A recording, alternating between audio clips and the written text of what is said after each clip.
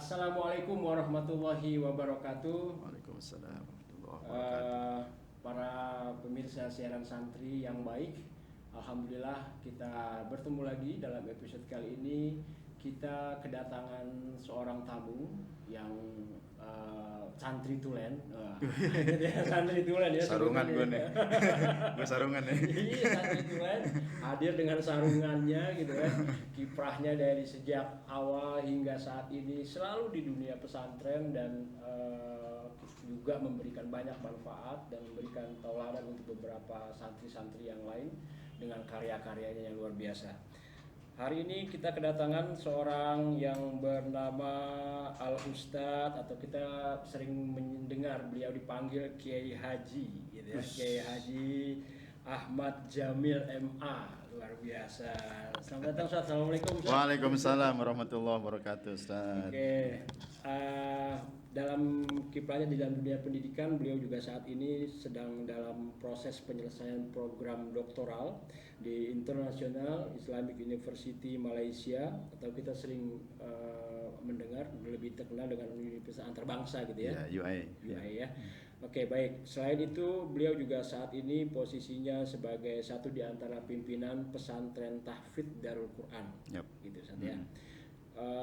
Tanpa panjang untuk sebagai pembukaannya, karena sayang sekali waktu beliau yang di tengah-tengah kesibukannya menyempatkan mampir ke sini gitu kan. Terima kasih untuk berbagi cerita, berbagi motivasi, karena banyak di antara generasi-generasi kita Ustadz, santri mungkin perlu ada tambahan wawasan, tambahan pengetahuan bahwa santri itu banyak loh aktivitasnya. Santri itu kemana-mana loh bisa aktivitasnya, tidak hanya sekedar yang kita pahami harus berpeci gitu kan, harus bersarung dan seterusnya. Ustaz, sedikit cerita Ustaz. Antum sekolah dulu, setelah lulus dari pondok pesantren Darussalam Gontor. Iya, siap. Masalah Gontor ya. Gontor. Oke. Saya kenal juga saudara kayaknya. Sepertinya sih kita pernah ketemu ya. Iya. Baik, Ustaz.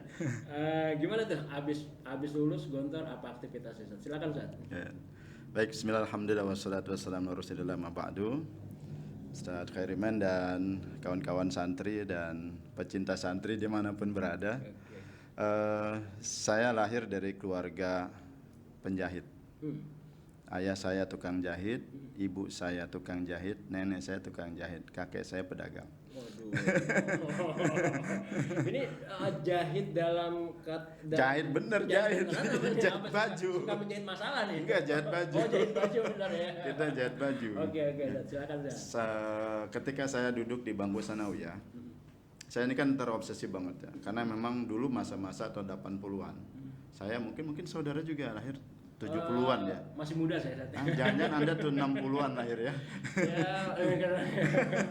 Ya, zaman tahun 80-an itu kayaknya sudah lumrah dan ya biasa saja kalau ada anak pagi sekolah di SD, siang di MI, itu biasa. Itulah masa kecil saya yang kemudian saya lebih banyak menghabiskan waktu bersama Ustadz dan Kiai. Dari kecil pulang sekolah kemudian ke madrasah, habis itu sore istirahat, nanti maghrib sampai isya ya, ngaji lagi kita. Ngaji kitab-kitab kuning lah gitu ya, kutubut turos ya, kita belajar bahkan dari kitab yang paling tipis, makesa tipis ya. Berarti lebih dari tipis ya, ada tipis makesa ya. Oke. Sampai yang tebal segala macam kita belajar. Dari situ kemudian saya terobsesi. Saya ingin jadi kiai. Saya pengen jadi dai. Saya ingin mengabdikan diri saya buat agama Allah.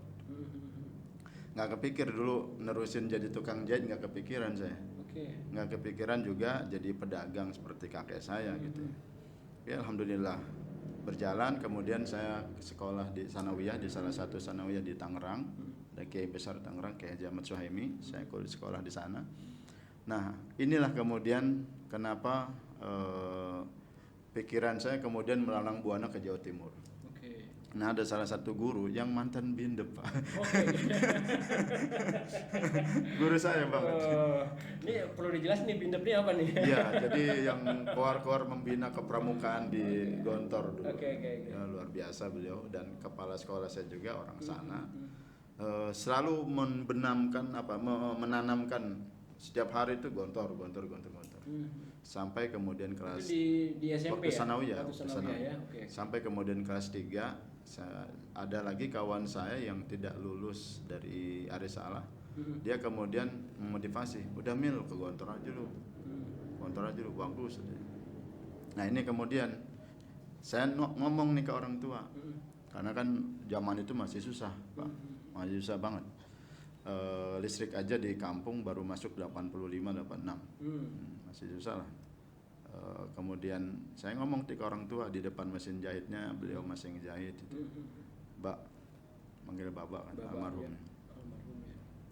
Boleh kali saya ngelanjutin ke Jawa Timur gitu, ke Gontor. Gontor di mana? Jawa Timur, di Ponorogo. Itu orang tua saya mikir sampai lama gitu jawabnya. Ntar dulu tong lah, Babang nggak punya duit. Saya ngomong ke emak juga demikian gitu ya. Sampai kemudian saya masuk ke dalam kamar, saya nangis. Saya minta sama Allah, ya Allah, orang tua saya nggak punya duit, saya punya Engkau ya Allah. Ini qadarullah. Teman saya yang tadi di Arisalah nggak lulus nih, kemudian bilang gini besok, Mil, udah dah, pakai tabungan gua aja. Pakai tabungan gua daftarnya. Waktu itu daftar Gontor 250.000, inget nggak? Iya. 250.000, bayaran masih 12.500. 12.500. Itu nggak punya duit tahun segitu. 90, pada 92 ya, 91, 92 lah. Itu ya karena memang masih murah juga kali ya, bensin aja masih berapa ratus gitu. Subhanallah, karena nggak punya duit, dan teman kemudian nalangin duit tabungan dia, kemudian dikasih ke saya buat saya daftar ke Gontor. Teman ini kemudian betul-betul saya merasa berhutang, dan kalau hutang duitnya udah beres, tapi hutang budi kan. Hutang budi ini yang kemudian saya cari dia, kemudian sempat saya ketemukan di pasar dan sempat saya jadikan karyawan saya. Tapi karena beliau memilih untuk jadi pengusaha, ya sudah. Yang jelas saya sudah mewongke lah, sudah mewongke sahabat saya. Ini cerita ke belakang, sampai kemudian 6 tahun di pesantren. Lulus dari Gontor, kemudian saya mengabdi 2 tahun, kuliah juga di sana alhamdulillah 2 tahun, lalu pulang sebab saya ada sakit waktu itu. Saya pulang, saya izin sama Kiai, alhamdulillah diizinkan. Saya belum berpikir untuk melanjutkan kuliah kemana, ya.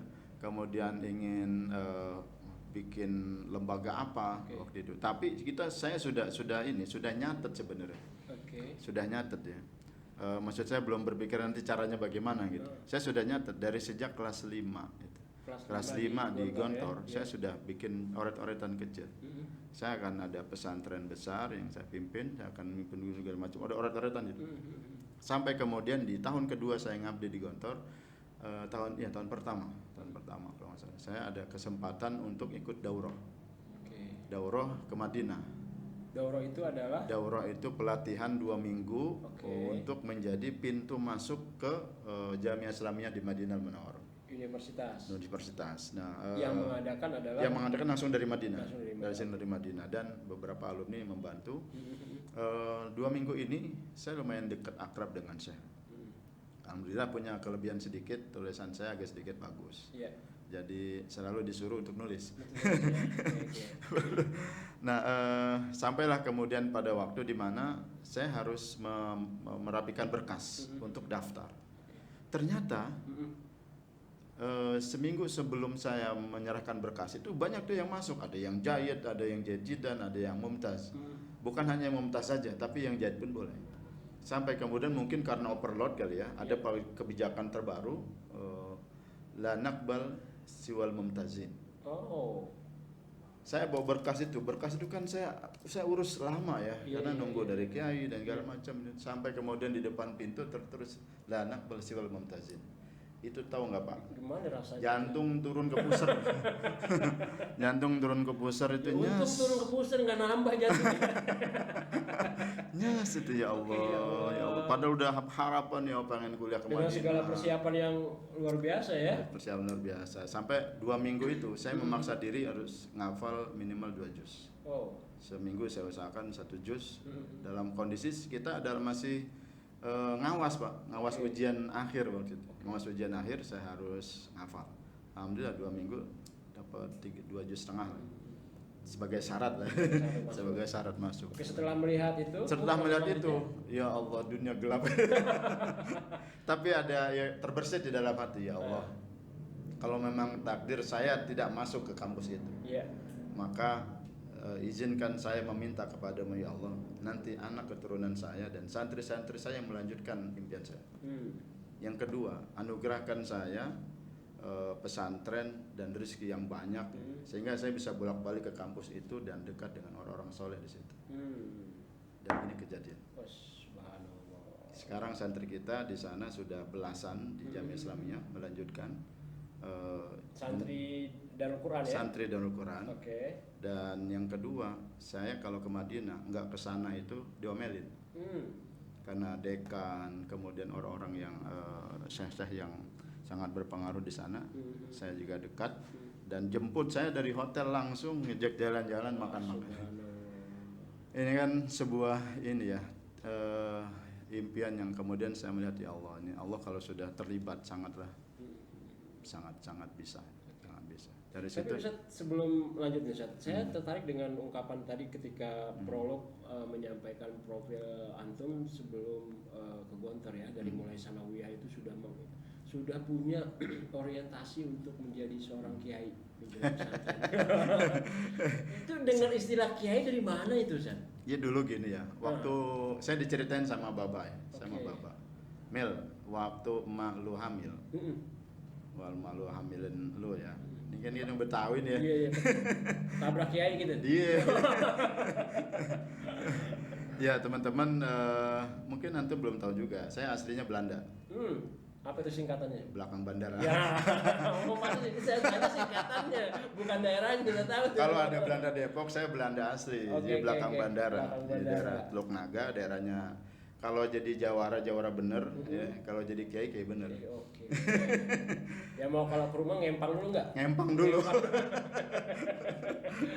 Oke. Baik, Dari situ ya udah. Nah, jadi waktu hamil itu saya dikasih tahu sama Bapak dulu, kenapa gua kasih nama Jamil. Iya. Waktu hamil, Bapak ngimpi. Ada orang pakai jubah putih, pakai udeng-udeng. Itu ngasih tahu, nanti kalau anak lahir kasih nama Jamil. Wow. Kasih nama Jamil. Dari situ saya mulai kemudian berimajinasi apa gitu. Iya. Jadi yang ngasih nama Ahmad itu saya, tanggal lahir pun saya yang bikin. Ya, karena orang tua nggak nyatet. Orang kampung lah Pak. Jadi sebenarnya umurnya berapa dan? Nah itulah. Ya antum sendiri yang bikin. Dan itu kan jadi nggak kena sihir, nggak kena di pelet, nggak Iya, kena betul. orang nggak tahu weton saya. Oke. Nggak tahu weton. Tanggal berapa ya? Tanggal berapa gitu kan. Oke, baik. Berarti dari kecil itu sudah ada. Sudah. Ya, orientasi. Waktu itu kan ulama-ulama kita lagi semangat 80 ya. Kayak Syukron Makmun, kayak Zainuddin MZ juga baru aja naik. Pokoknya di sekeliling saya itu kayak gambaran pokoknya ulama gitu. Ini yang kemudian betul-betul membentuk karakter dan tambah lagi kondisi yang kemudian mengharuskan ya inilah jalan saya mungkin. Oke. Bismillah. Baik Ustaz, dari orientasi perjalanan hidup dari mulai sanawiyah atau dari mulai kecil bahkan itu sampai orang tua sejak hamil gitu ya, sampai seterusnya. Nah, ketika menjalani kehidupan itu ada nggak di tengah perjalanan apa benar nih gue mau jadi kiai, apa benar nih gue mau jadi ustadz atau gimana gitu? Sempat Atau, juga Pak. misalnya apa benar kan pandangan-pandangan dulu mungkin terhadap sosok santri itu seperti apa? Ya. Gitu kan. Zaman itu ya santri itu deso, Oke. santri itu sarungan, santri itu kudisen, santri itu susah. Iya. Saya tetap nggak kepengaruh buat saya. Saya nggak kepengaruh. Satu yang kemudian visi saya ini kemudian terasa nyetrumnya nyambung ketika saya ketemu dengan Ustaz Yusuf Mansur.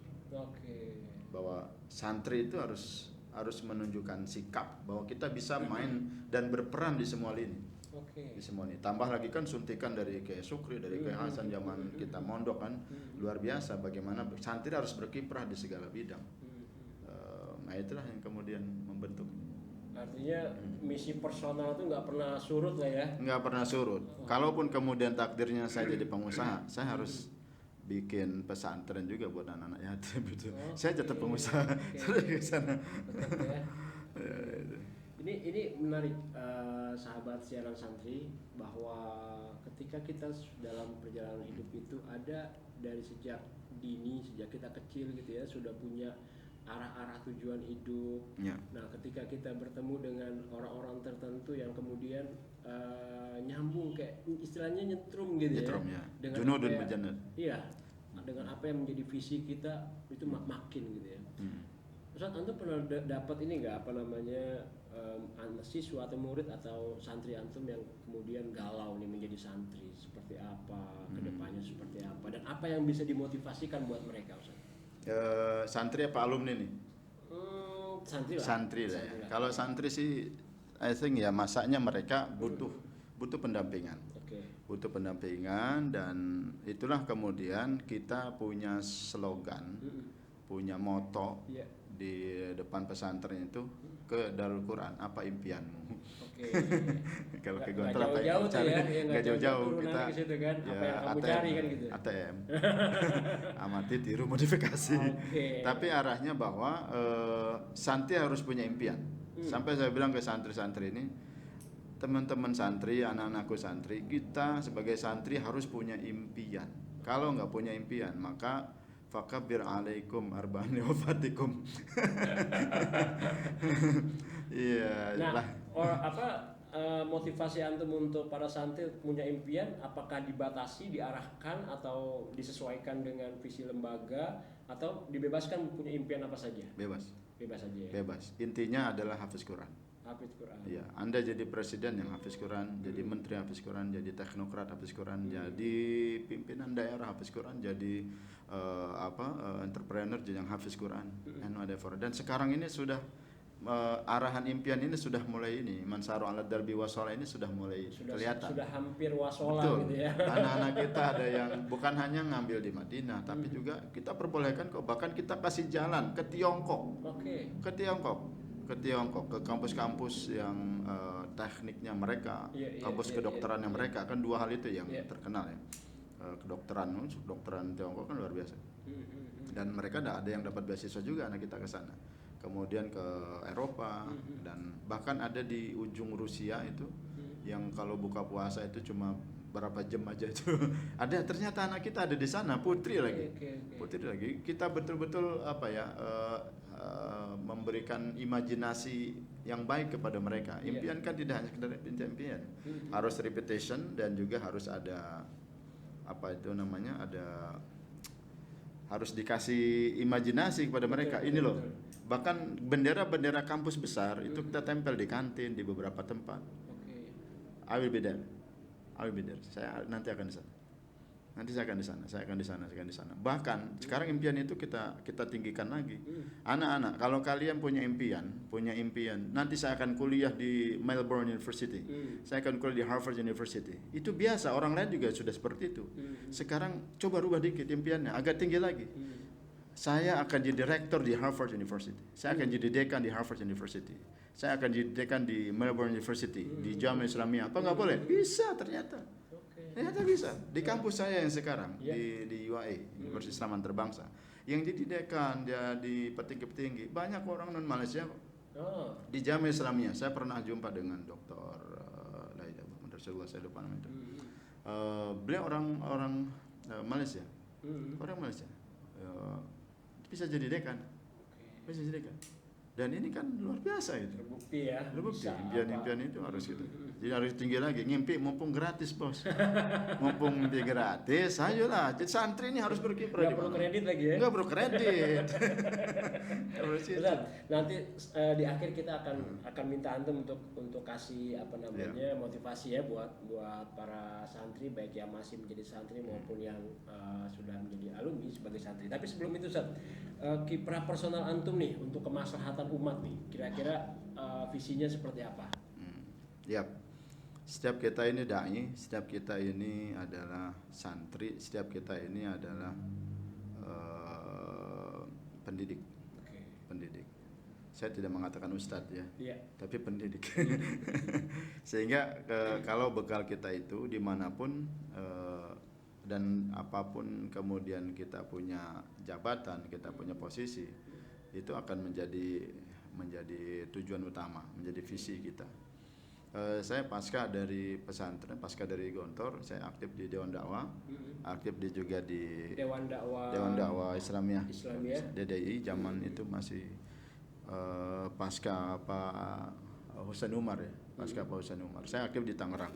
Oh ya, Dewan Dakwah di Tangerang. Dewan Dakwah Tangerang. Oke. Kemudian aktif juga berdakwah dengan bendera Majelis Ulama Indonesia waktu itu, zaman muda ya. Zaman muda, sekarang udah tua gitu. Tua ya kira-kira. Udah tua. Tapi saya nggak ngeliat ketuaan Ustadz ini. Iya, pecian. Coba buka. Oke lanjut Ustadz. Nah, di situ. Kemudian sering juga di kampung saya bina anak-anak muda ya. Apalagi di kampung-kampung ini kita jangan sampai disorientasi, jangan sampai nggak punya juga impian. Orang kampung harus punya impian, anak desa harus punya impian. Kita bisa kok. Saya tinggal di daerah saya bilang tadi Belanda ya, belakang bandara. Sampai saya bilang gini ke anak-anak di sana dan orang tua di sana, jangan sampai kita hanya menjadi generasi yang hanya ngeliatin pesawat setiap hari tanpa kemudian berdoa, ya Allah, saya pengen kelak suatu hari ada anak kampung saya yang nyetir itu pesawat. Yang nyetir itu pesawat, yang jadi manajer, yang jadi direksi di sana di kampung. Atau yang punya pesawat itu sekali. Bisa jadi yang punya pesawat gitu. Atau minimal sering jalan-jalan ke Mekah kayak bawa orang tua, bawa guru ngaji pakai pesawat itu, kemudian keliling dunia membawa Islam, membawa keindahan Islam dengan pesawat itu. Saya ajarkan itu gitu, berimajinasi. Dan dia memang tidak semua orang mampu menangkap ya. Tapi minimal itu sudah kita ungkapkan dan mereka sudah bisa menangkap. Sehingga sekarang ini alhamdulillah banyak anak-anak kampung kami yang sudah habis sekolah itu nggak langsung kawin, nggak langsung kerja, tapi sudah berpikir kuliah dan segala macam. Untuk pengembangan diri ya. Betul. Karena merasa apa ya? Saya merasa bertanggung jawab gitu. Tambah sebagai putra daerah dan juga orang kampung yang bagaimana kita berkiprah bahkan di dunia internasional, di organisasi internasional. Ya Allah, bisa sebenarnya kita dengan modal ilmu, modal bahasa, modal kita hubungan baik dengan berbagai pihak, insya Allah bisa. Yang penting kita bawa keindahan agama kita aja. Betul, baik Ustaz. Para pemirsa siaran santri yang baik, paparan terkait dengan misi personal dari seorang Kiai Haji Ahmad Jamil MA tentunya menjadi inspirasi buat kita.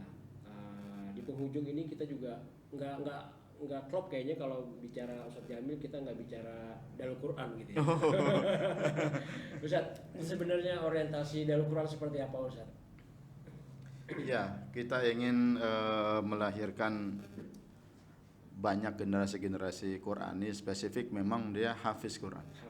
Hafiz Quran. Bahwa ini kan pondasi awal ya, pondasi awal. Wah, kalau gitu ngapain ngapal aja tapi nggak paham. Udah itu next step ya. Itu next step. Tapi tahap awal anak-anak harus pondasinya Quran. Karena kita melihat bagaimana ulama-ulama kita dahulu mereka di bidang sirah, di bidang syariah, adab dan sebagainya, rata-rata basicnya Quran. Qurannya selesai di masa kecil. Qurannya selesai di masa kecil. Bahkan ada yang selesai dengan orang tuanya dan segala macam. Ini harus menjadi pondasi utama. Bahkan ya para sultan itu juga banyak yang sudah hafiz Quran, hadis juga sekian ratus, ya, hafal segala macam. Dan ini kan bekal di rumah. Bekalnya dari mulai masa the golden age-nya mereka. Di golden age-nya mereka. Maka kita dari mulai Sibyan ini daycare yang kita punya. Dari anak kecil sudah dikasih terus Quran. sampai kemudian perguruan tinggi, apapun jurusannya, apapun fakultasnya, ya dia harus punya bekal Quran walaupun hanya 5 atau 10 juz. Dengan bahasa lain, sebagai umat manusia untuk mendapatkan manusia yang memberikan kemaslahatan bersama. Betul. Kasih dasarnya nih, pondasinya. Pondasi utamanya itu. Apalagi kan kalau kita tadabbur ya. Coba lihat surat Ar-Rahman. Ar-Rahman 'allamal Qur'an khalaqal insan. Jadi salah satu tujuan Allah ciptakan kita manusia adalah untuk 'allamal Qur'an. 'allamal Qur'an. Ini tujuan. Dari situ kemudian pesantren Darul Quran punya orientasi ke depannya, membina generasi-generasi yang hafidh Quran tapi juga sebagai profesi yang lain yang memberikan kemaslahatan umat. Dengan bahasa lain, Anda hafidh tapi Anda pengusaha. Betul. Anda hafidh tapi Anda sebagai pilot. Betul. Anda hafidh tapi Anda sebagai di semua sektor. Dan semua sektor. Oke. Baik Ustaz, di penghujung acara ini Ustaz, untuk siaran santri dan sahabat santri semuanya, mohon kiranya Ustaz dapat memberikan motivasi lah buat kami semua. Apa kira-kira tips atau motivasi buat kita untuk meyakinkan diri bahwa santri itu tidak hanya sarung, santri itu tidak hanya peci. Silakan Ustaz. Yang pertama harus ditanamkan dalam diri kita bahwa kita ini santri. Kita ini santri hatta walaupun kita sudah punya pesantren dengan jutaan santri, dengan ribuan santri. Kita tetap santri. Tetap santri. Santri itu apa? Santri itu terus mau belajar. Ya. Kuncinya di situ ya. Kuncinya di situ. Karena kalau ada orang yang sudah menjadi kiai besar, sudah menjadi dai besar, nggak mau belajar lagi kan repot. Kita harus terus belajar. Terus belajar. Karena ilmu kan terus berkembang ya. Pengetahuan terus berkembang. Nah, kita nggak bisa ngikutin zaman, repot. Inilah konsep al-muhafazatu 'alal qadimis shalih wal akhdhu bil jadil aslah. Ini prinsip semua pesantren saya pikir. Prinsip semua pesantren. Tradisi kesantrian kita tetap terjaga. Di sini nih kita ini santri. Bahwa nanti kita menjadi anggota dewan, kita bisa menjadi pimpinan daerah, kita ada di perusahaan ini, perusahaan segala macam, kita tetap santri. Kalau jiwa santri yang ada adalah ketika dia memimpin sebuah perusahaan yang dia bangun sendiri, tinggal enak kita bikin sebuah peraturan ya. Saya bikin peraturan ya. Salat zuhur dan asar berjamaah. Kalau sengaja meninggalkan tanpa uzur syar'i, saya langsung kasih SP3. Boleh enggak? Saya kasih SP3 boleh? Boleh aja perusahaan gua sih. Iya. Perusahaan gua. Jadilah itu perusahaan seperti pesantren. Minimal sholat aja dulu dijaga. Sholat sama kemudian absennya adalah sholat duha. Absennya sholat duha. Kira-kira kalau ada peraturan seperti itu ngefek nggak buat perusahaan? Ngefek. Allah kasih rezeki bukan hanya banyak tapi berkah. Iya. Berkah ya. Tidak hanya dilihat dari sisi nominal ya. Sisi nominal. Oke. Karena yang namanya rezeki kan ada yang material, ada yang imaterial. Betul. Kalau penampilan mah iya suka-suka lah. Mau bilang cakep mau nggak terserah. Penting berkah. Oke, baik Ustaz. Terima kasih banyak untuk kehadirannya. Siap, sama-sama. Kiai Haji Ahmad Jamil MA, sukses terus. Siap, kita tunggu di Darul Quran insyaallah. Gitu. Kemudian nanti boleh dong kita siaran santri boleh di sana ke boleh. Darul Quran ya. Boleh. Lihat-lihat untuk kasih preview tentang kegiatan Darul Boleh juga, nanti bisa juga dialog dengan santri kami yang lagi ngambil kedokteran di Cina, teknik di mana gitu. Yeah. Terima kasih berkahnya buat siaran santri. Sama-sama Pak. Siap. Baik, demikian pertemuan kita kali ini dan sesi kita kali ini dengan kedatangan Kiai Haji Ahmad Jamil. Mudah-mudahan kita semua menjadi orang-orang yang banyak memberikan kemaslahatan buat umat ya. Ya, insyaallah. Oke, terima kasih. Salam dari kami. Assalamualaikum warahmatullahi wabarakatuh. Waalaikumsalam warahmatullahi wabarakatuh.